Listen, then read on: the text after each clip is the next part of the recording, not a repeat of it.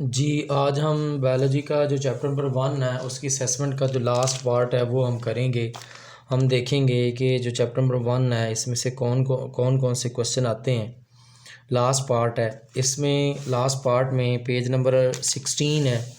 ये जो page number 16 दिया हुआ है 16 है, और उसके बाद ये जो 17 है और पेज नंबर 18 है, इसके बारे में हम लोग थोड़ी सी बात करेंगे 2-4 मिनट में। ये जो पेज नंबर 17 है यहाँ पे प्रैक्टिकल वर्क दिया हुआ है, लेकिन एक दफ़ा ऐसा हुआ है कि इस प्रैक्टिकल वर्क में से एग्जामिनर ने 2 एमसीक्यूज़ पूछ लिए थे और शॉर्ट क्वेश्चन भी एक दफ़ा पूछा हुआ है। अब इसमें से आपने क्या करना है, सबसे पहली जो बात है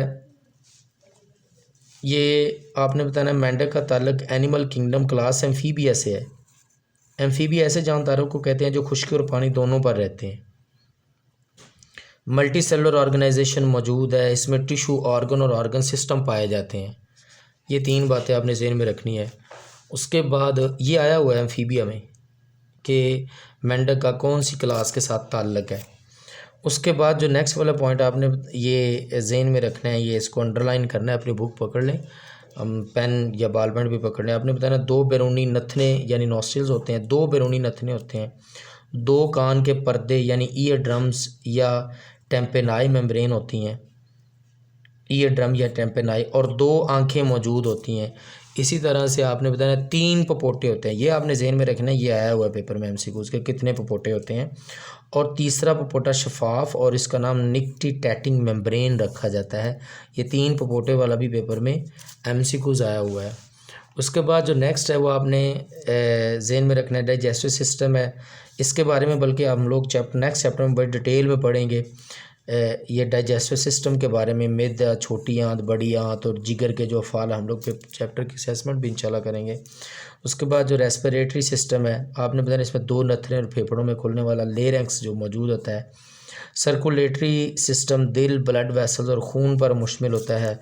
इसी तरह आगे यूरिनरी सिस्टम है, इसमें बताना जी गुर्दे, यूरेटर, मसाना और क्लोएका शामिल होते हैं।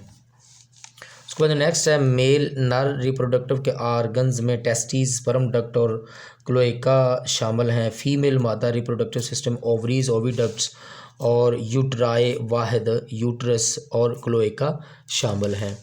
उसके बाद जो नेक्स्ट है हमारे पास जो आपने ज़हन में रखना है वो है जी स्केलेटल। सेंट्रल नर्वस सिस्टम में खोपड़ी में ब्रेन महफूज होता है। रीढ़ की हड्डी, बैकबोन में स्पाइनल कॉर्ड मौजूद होता है। आपने सेंट्रल नर्वस सिस्टम में 2 बातें सिर्फ ज़हन में रखनी है। नंबर 1 ब्रेन, दिमाग प्लस स्पाइनल कॉर्ड, जिसको हराम मगज़ भी कहते हैं, स्पाइनल कॉर्ड।